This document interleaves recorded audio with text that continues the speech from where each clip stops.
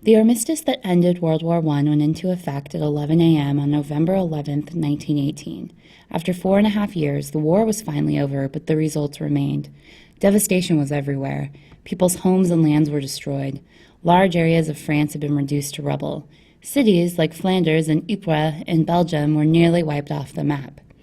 The war's human toll was even more devastating. Millions of soldiers for the Allied powers of Great Britain, France, and the United States were killed, wounded, or missing. The Central Powers of Germany, Austria-Hungary, Turkey, and Bulgaria lost even more men. Countless civilians also lost their lives or loved ones. Now, in 1918, the Allied powers emerged victorious, and they were ready to make Germany pay. The Paris Peace Conference opened on January 18, 1919, with the goal of developing a treaty that would punish Germany and meet the goals of the various Allied powers. Negotiating the treaty, which would be known as the Treaty of Versailles, was a long and complex process. At first, the Council of Ten, consisting of the heads of state and foreign ministers of 10 Allied powers, tried to hammer out a deal.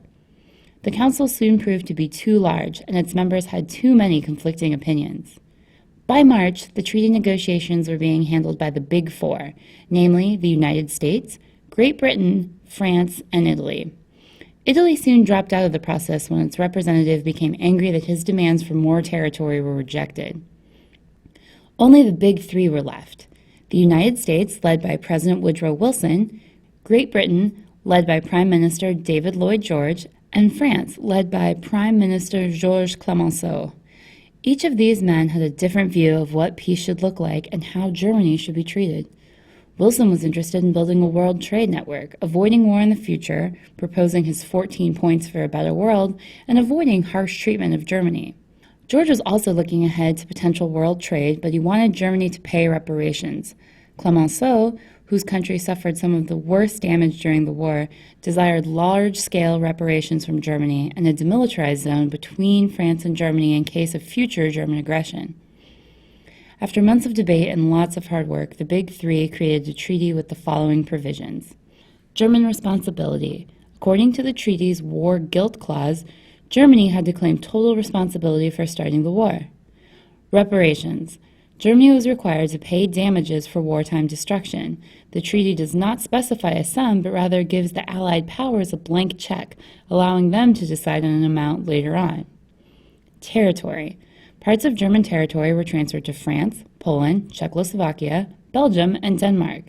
Germany also lost control of its overseas colonies. Military restrictions. The German military was restricted to 100,000 soldiers. The Germans were not allowed to have tanks, armed aircraft, or poison gas. They could not import or export weapons. The German Navy was also limited to 15,000 men and a few ships. Occupation of Rhineland. Rhineland in southern Germany would be occupied by Allied troops for 15 years. Finally, the League of Nations. The treaty created the League of Nations as an international organization to maintain world peace in the future by mediating disputes between nations. It would also tackle other global issues like drug trafficking, world health, and labor. The Allied powers were tired of war, and they wanted to avoid it completely in the future. They hoped the League of Nations would be strong enough to help them do so. Germany was not allowed to take part in the treaty's development. Its delegation left the Paris Peace Conference early on, knowing that their concerns and goals would never be taken into consideration. When German officials learned the terms of the treaty, they were horrified. The War Guilt Clause was especially distasteful, for it brought dishonor upon their country. German Foreign Minister Ulrich Graf von Brockdorff-Rantzau best expressed the German view when he said, "We know the full brunt of hate that confronts us here. You demand from us to confess that we were the only guilty party of war. Such a confession in my mouth would be a lie." Even though the Germans hated the Diktat, as they called the treaty, there was very little they could do to change it. Chancellor Philipp Scheidemann resigned rather than sign it, and President Friedrich Ebert looked to the military for a solution. He asked the commanders if Germany could defend itself against a renewed Allied attack. The answer was a resounding no. There was nothing left to do but sign the treaty. The Treaty of Versailles was signed on June 28, 1919, in the Hall of Mirrors at the Palace of Versailles near Paris. Delegates from 27 countries signed the treaty. Germany, very hesitantly and very unwillingly, signed it first. In summary, the Treaty of Versailles left the world with shaky peace. The Paris Peace Conference was over. The Treaty of Versailles, with its provisions of reparations, lost territory, military restriction, Rhineland's occupation, and the League of Nations, was signed, sealed, and delivered.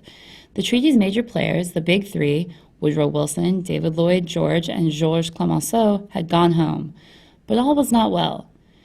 The Germans greatly resented their wounded honor, and they didn't appreciate the financial hardships caused by the prescribed reparations, which amounted to millions of dollars. The German economy faltered and its people suffered.